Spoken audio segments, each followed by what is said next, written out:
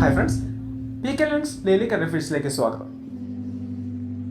2025 ISL കിരീടം നേടിയ ടീം മോഹൻ ബഗാൻ സൂപ്പർ ജയന്റ് ബംഗളൂരു FCയെ 2-1 തോൽപ്പിച്ചു. IPL ക്രിക്കറ്റ് ചരിത്രത്തിൽ ഒരു ഇന്ത്യക്കാരന്റെ ഉയർന്ന വ്യക്തിഗത സ്കോർ നേടിയത് അഭിഷേക് ശർമ്മ. സൺറൈസേഴ്സ് ഹൈദരാബാദിനായി 55 പന്തിൽ നിന്ന് 141 റൺസ് നേടി. അടുത്തിടെ അന്തരിച്ച പ്രശസ്ത കഥക് ഇതിഹാസം കുമുദിനി ലഖിയ പ്രഥമ ഫിലിപ്പോസ് മാർ ക്രിസോസ്റ്റം പുരസ്കാരം നേടിയത് MA ബേബി.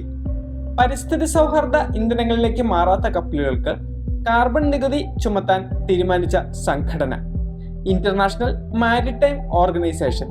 സംസ്ഥാന നിയമസഭകൾ പാസാക്കുന്ന നിയമങ്ങളിൽ ഗവർണർക്കും രാഷ്ട്രപതിക്കും അനന്തകാലത്തേക്ക് വെച്ച് താമസിപ്പിക്കാനുള്ള വീറ്റോ അധികാരം ഇല്ല എന്ന് വ്യക്തമാക്കിയ വിധി പുറപ്പെടുവിച്ചത് സുപ്രീം കോടതി.